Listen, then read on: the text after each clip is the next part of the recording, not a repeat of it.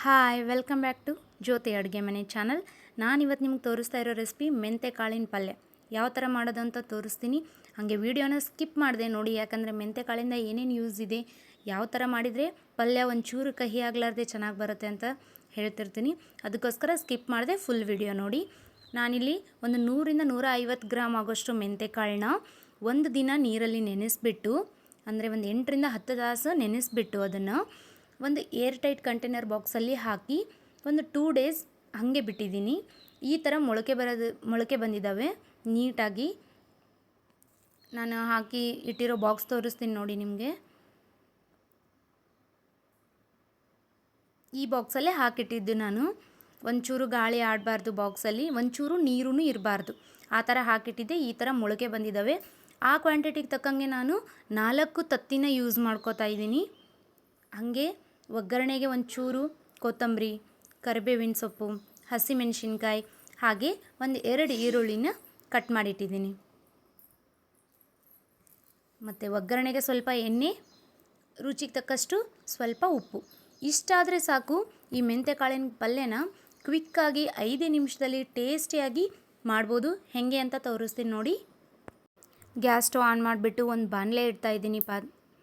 ಆ ಬಾಣಲೆ ಕಾದ್ಮೇಲೆ ಅದಕ್ಕೆ ಚೂರು ಎಣ್ಣೆ ಹಾಕಿಬಿಟ್ಟು ಒಗ್ಗರಣೆ ಹಾಕೋಣ. ನಾರ್ಮಲಾಗಿ ನೀವು ಎಗ್ ಬುರ್ಜಿ ಮಾಡಿರ್ತೀರಲ್ಲ, ಸೇಮ್ ಅದೇ ಥರ ಮಾಡೋದು, ಬಟ್ ಅದರಲ್ಲಿ ಮಿಡಲಲ್ಲಿ ನಾವು ಮೆಂತೆಕಾಳನ್ನ ಆ್ಯಡ್ ಮಾಡ್ತೀವಿ. ಇಷ್ಟೇ ಡಿಫ್ರೆನ್ಸ್ ಇರೋದು. ಬಟ್ ಆ ಮೆಂತೆಕಾಳು ಪಲ್ಯ ಟೇಸ್ಟ್ ನೋಡಿದರೆ ನೀವು ಮೆಂತೆಕಾಳು ಹಾಕಿದಾರಂತಲೇ ಗೊತ್ತಾಗಲ್ಲ. ಒಂದು ಚೂರು ಕಹಿ ಇರೋದಿಲ್ಲ, ಒಗರು ಅನಿಸೋದಿಲ್ಲ, ಅಷ್ಟು ಟೇಸ್ಟಿಯಾಗಿರುತ್ತೆ. ಮತ್ತು ಮೆಂತೆಕಾಳಿನ ಹೆಲ್ತ್ ಏನೇನು ಬೆನಿಫಿಟ್ಸ್ ಇದೆ ಅನ್ನೋದು ನಾನು ಹೇಳಲೇಬೇಕಾಗಿಲ್ಲ, ಎಲ್ಲರಿಗೂ ಗೊತ್ತು. ಆಲ್ಮೋಸ್ಟ್ ಅಲ್ಲಿ ಶುಗರ್ ಇರೋರು ಡಯಾಬಿಟೀಸ್ ರಿವರ್ಸ್ ಮಾಡೋಕ್ಕೋಸ್ಕರ ಮೆಂತೆಕಾಳನ್ನ ನೀರಲ್ಲಿ ನೆನೆಸ್ಬಿಟ್ಟು ಅದ್ರ ನೀರು ಕುಡಿತಾ ಇರ್ತಾರೆ. ಹಾಗೆ ಮಕ್ಕಳಿಗೆ ಹಾಲು ಕುಡಿಸೋ ತಾಯಂದ್ರಿಗೆಲ್ಲ ಹಾಲು ಚೆನ್ನಾಗಿ ಬರಲಿ ಅಂತ ಹೇಳ್ಬಿಟ್ಟು ಆ ಮೆಂತೆಕಾಳಿನ ಚಟ್ನಿ, ಬಾಣಂತಿಯರಿಗೆಲ್ಲ ಚಟ್ನಿ ಮಾಡಿಕೊಡ್ತಾ ಇರ್ತಾರೆ. ಅದ್ರ ಬದಲು ಈ ಥರ ಪಲ್ಯ ಮಾಡಿಕೊಟ್ರೆ ತಿನ್ನೋಕ್ಕೂ ಟೇಸ್ಟಿಯಾಗಿರುತ್ತೆ. ನಾವು ಜಾಸ್ತಿ ತಿನ್ಬೋದು. ಚಟ್ನಿ ಅದು ಮಾಡಿದರೆ ಕಹಿ ಇರೋದ್ರಿಂದ ಸ್ವಲ್ಪ ತಿಂತೀವಿ. ಇವಾಗ ನೋಡ್ರಿ, ಎಣ್ಣೆ ಕಾದಿದೆ. ಆ ಎಣ್ಣೆಗೆ ನಾನು ಸ್ವಲ್ಪ ಕರಿಬೇವಿನ ಸೊಪ್ಪು ಹಾಕಿದೆ. ಅದಾದಮೇಲೆ ಈರುಳ್ಳಿ ಹಾಕ್ತಾಯಿದ್ದೀನಿ. ಈರುಳ್ಳಿನ ಸ್ವಲ್ಪ ಜಾಸ್ತಿ ಫ್ರೈ ಮಾಡ್ಕೊಳ್ಳೋಣ, ನಾರ್ಮಲ್ಗಿಂತ ಸ್ವಲ್ಪ ಜಾಸ್ತಿ. ಯಾಕಂದರೆ ಪಲ್ಯ ಆರಿದ ಮೇಲೆ ಈರುಳ್ಳಿ ನೀರು ಒಡೆದ್ರೆ ಚೆನ್ನಾಗಿರಲ್ಲ ಟೇಸ್ಟು.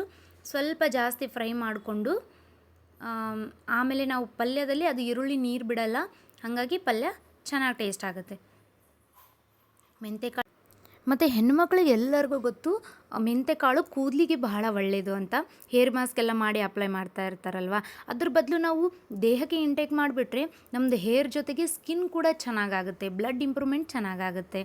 ಇವಾಗ ಈರುಳ್ಳಿ ಫ್ರೈ ಆದಮೇಲೆ ನಾನು ಅದಕ್ಕೆ ಹಸಿಮೆಣ್ಸಿನ್ಕಾಯಿ ಹಾಕೋತಾ ಇದ್ದೀನಿ. 1 ನಿಮಿಷ ಹಾಗೆ ಬಾಡಿಸ್ಕೊಳ್ಳೋಣ. ಹಾಗೆ ಮೆಂತೆಕಾಳು ವೆಯ್ಟ್ ಲಾಸ್ ಮಾಡೋರಿಗೆ ತುಂಬ ಒಳ್ಳೆಯದು ಅಂತ ಹೇಳ್ತಾರೆ. ಅವರು ಕೂಡ ಅದನ್ನು ನೆನೆಸ್ಬಿಟ್ಟು ರಾತ್ರಿ ನೆನೆಯಕ್ಕಿಟ್ಬಿಟ್ಟು ಬೆಳಗ್ಗೆ ನೀರು ಅದನ್ನು ಕುಡಿತಾ ಇರ್ತಾರೆ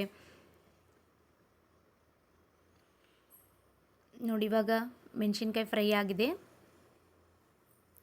ಅದಕ್ಕೆ ನಾವು ಮೆಂತೆಕಾಳನ್ನ ಆ್ಯಡ್ ಮಾಡ್ಕೋತಾ ಇದ್ದೀನಿ.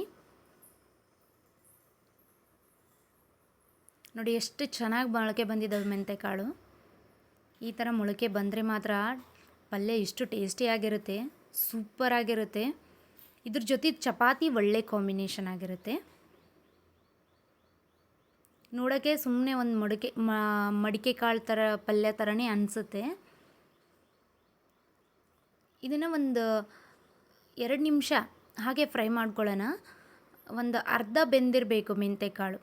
ಅರ್ಧ ಬೇಯೋವರೆಗೂ ಅದನ್ನು ಫ್ರೈ ಮಾಡಿಕೊಂಡು ಆಮೇಲೆ ನಾವು ಇದಕ್ಕೆ ರುಚಿಗೆ ತಕ್ಕಷ್ಟು ಉಪ್ಪು ಸೇರಿಸ್ಕೊಳ್ಳೋಣ. ನೀವು ಎಷ್ಟು ಕಾಳು ತೊಗೊಂಡಿದ್ದೀರ ಆ ಕ್ವಾಂಟಿಟಿ ತಕ್ಕಂಗೆ ನೀವು ಉಪ್ಪನ್ನು ಸೇರಿಸ್ಕೋಬೇಕಾಗತ್ತೆ. ನಾನಿಲ್ಲಿ ಸುಮಾರು ಒಂದು 2 ಟೀ ಸ್ಪೂನ್ ಆಗೋಷ್ಟು ಉಪ್ಪನ್ನು ಹಾಕೋತಾ ಇದ್ದೀನಿ. ಉಪ್ಪನ್ನು ಹಾಕೊಂಡ್ಬಿಟ್ಟು ಮತ್ತೆ ನಾನು ಅದನ್ನು ಕಲಿಸ್ತಾ ಇದ್ದೀನಿ. ಈ ಪಲ್ಯನ ನಾನು ಬಾಣಂತಿ ಆಗಿರುವಾಗ ಮಾಡಿಕೊಟ್ಟಿದ್ದು ನಮ್ಮ ತಾಯಿ. ಮುಂಚೆ ಎಲ್ಲ ಪಾಪುಗೆ ಹಾಲು ಚೆನ್ನಾಗಿ ಬರಲಿ ಅಂತ ಮೆಂತೆಕಾಳಿನ ನೆನೆಸ್ಬಿಟ್ಟು ಅದರದ್ದು ಚಟ್ನಿ ಮಾಡಿ ಕೊಡ್ತಾಯಿದ್ರು. ತುಂಬ ಅಂದರೆ ತುಂಬ ಕಹಿ ಇರ್ತಿತ್ತು, ತಿನ್ನೋಕ್ಕೆ ಸೇರ್ತಾನೆ ಇರಲಿಲ್ಲ. ಆದರೂ ಅನಿವಾರ್ಯ ಅಂತ ತಿಂತಾಯಿದ್ದೆ. ಆದರೆ ಒಂದು ಸರ್ತಿ ಈ ಥರ ಪಲ್ಯ ಟ್ರೈ ಮಾಡಿ ನೋಡಿದ್ವಿ, ಸಖತ್ತಾಗಿತ್ತು. ಅವಾಗಿಂದ ನಾವು ಈ ಪಲ್ಯನ ಮಿನಿಮಮ್ ವಾರದಲ್ಲಿ 1 ಸರ್ತಿ ಆದರೂ ಮನೇಲಿ ಮಾಡ್ತಾನೇ ಇರ್ತೀವಿ. ಅಷ್ಟು ಟೇಸ್ಟಿಯಾಗಿರುತ್ತೆ. ಈ ಒಂದು ಚೂರು ಕಹಿ ಇರೋದಿಲ್ಲ. ಮನೇಲಿ ಮಕ್ಕಳು ಕೂಡ ತಿಂತಾ ಇದ್ದಾರೆ ಈ ಪಲ್ಯನ. ಆರೋಗ್ಯಕ್ಕೂ ಅಷ್ಟೇ ಒಳ್ಳೆಯದಲ್ವ. ಹಾಗಾಗಿ ನೋಡಿ, ಇವಾಗ ಒಂಚೂರು ಅರಿಶಿನ ಹಾಕ್ಬಿಟ್ಟು ಮತ್ತೆ ಮಿಕ್ಸ್ ಮಾಡಿದ್ದೀನಿ. ಈಗ ನಾನು ಅರ್ಧ ಬಾಯ್ಲ್ ಆಗಿದೆ ಆಲ್ರೆಡಿ ಮೆಂತೆಕಾಳು. ಅದಾದಮೇಲೆ ನಾನು ಅದಕ್ಕೆ 4 ಎಗ್ನ ಒಡೆದ್ಬಿಟ್ಟು ಹಾಕ್ಕೊಂಡಿದ್ದೀನಿ. ಎಗ್ ಹಾಕಿದ ಮೇಲೆ ನಾವು ಸ್ವಲ್ಪ ಫಾಸ್ಟಾಗಿ ತಿರುಗಿಸ್ಬೇಕಾಗತ್ತೆ. ಕೊತ್ತಂಬರಿ ಸೊಪ್ಪು ಕೂಡ ಹಾಕ್ಕೊಳ್ತಾ ಇದ್ದೀನಿ.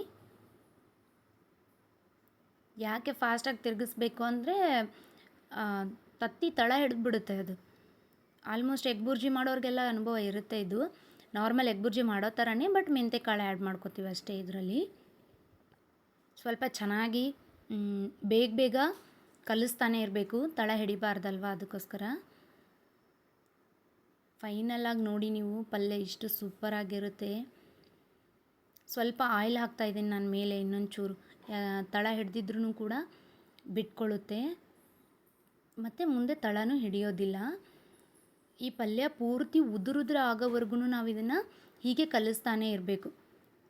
ಸ್ವಲ್ಪ ಮತ್ತೆ ಹಸಿ ಇರುವಾಗಲೇ ಆಫ್ ಮಾಡಿದರೆ ಚೆನ್ನಾಗಿರಲ್ಲ. ನೋಡಿ ಹೆಂಗೆ ಉದುರುದ್ರ ಆಗ್ತಾಯಿದೆ, ಹಂಗೆ ಕಲಿಸ್ತಾ ಇದ್ದಂಗೆಲ್ಲ. ಗ್ಯಾಸ್ನ ನಾನು ಮೀಡಿಯಮ್ ಫ್ಲೇಮ್ನಲ್ಲಿ ಇಟ್ಟಿದ್ದೀನಿ. ಕಂಟಿನ್ಯೂ ಮೀಡಿಯಮ್ ಫ್ಲೇಮಲ್ಲೇ ಇಡಬೇಕು. ನೋಡಿ ಎಷ್ಟು ಚೆನ್ನಾಗಿ ಉದುರುದ್ರ ಆಗ್ತಾಯಿದೆ ಪಲ್ಯ. ನಿಮಗೂ ಕೂಡ ಈ ಪಲ್ಯ ಏನಾದರೂ ಇಷ್ಟ ಆಗಿದರೆ ಲೈಕ್ ಮಾಡಿ. ಮತ್ತು ಯಾರಿಗೆ ಈ ಹೆಲ್ತ್ ಬೆನಿಫಿಟ್ಸ್ ಬೇಕು ಅನಿಸುತ್ತೆ ಅಥವಾ ಯಾರಿಗೆ ಇದು ಯೂಸ್ಫುಲ್ ಆಗುತ್ತೆ ಅಂತ ನಿಮ್ಗೆ ಗೊತ್ತಿರೋರಿಗೆ ಈ ವಿಡಿಯೋನ ಶೇರ್ ಮಾಡಿ. ಹಂಗೆ ಎಲ್ಲರಿಗೂ ಯೂಸ್ ಆಗಲಿ. ನೋಡಿ ಪಲ್ಯ ಎಷ್ಟು ಚೆನ್ನಾಗಿ ಬಂದಿದೆ. ನೀವು ಒಂದು ಸರ್ತಿ ಈ ಪಲ್ಯ ಮಾಡ್ಕೊಂಡು ತಿಂದ್ಬಿಟ್ಟು ಹೆಂಗಿತ್ತು ಅಂತ ನನಗೆ ಕಮೆಂಟ್ ಮಾಡಿ. ಹಾಗೆ ನನ್ನ ಯೂಟ್ಯೂಬ್ ಚಾನಲ್ನ ಸಬ್ಸ್ಕ್ರೈಬ್ ಮಾಡಿ. ಈ ಪಲ್ಯ ಜೊತೆ ಚಪಾತಿ ಒಳ್ಳೆ ಕಾಂಬಿನೇಷನ್. ಚಪಾತಿ ಜೊತೆ ತಿನ್ಬೋದು, ದೋಸೆ ಜೊತೆ ತಿನ್ಬೋದು, ರೊಟ್ಟಿ ಜೊತೆ ಅಷ್ಟೊಂದು ಚೆನ್ನಾಗಿರಲ್ಲ. ಮನೇಲಿ ನನ್ನ ಮಕ್ಕಳು ಕೂಡ ತಿಂತಾರೆ ಈ ಪಲ್ಯನ, ಯಾಕಂದರೆ ಒಂಚೂರು ಕಹಿ ಇರೋದಿಲ್ಲ. ನಾರ್ಮಲಾಗಿ ಒಂದು ಸ್ವಲ್ಪ ಎಗ್ ಬುರ್ಜಿ ಥರನೇ ಅನಿಸುತ್ತೆ, ಅಥವಾ ನಾರ್ಮಲಾಗಿ ಒಂದು ಮಡಿಕೆ ಕಾಳು ಪಲ್ಯ ಮಾಡ್ದಂಗೆ ಅನಿಸುತ್ತೆ. ಹಾಗಾಗಿ ಮನೇಲಿ ಎಲ್ಲರೂ ತಿಂತೀವಿ ನಾವು ಈ ಪಲ್ಯ. ಬರೀ ಬಾಣಂತಿಯರಿಗೆ, ಡಯಾಬಿಟಿಸ್ ಇರೋರಿಗೆ ಅಂತ ಏನಿಲ್ಲ. Thank you all.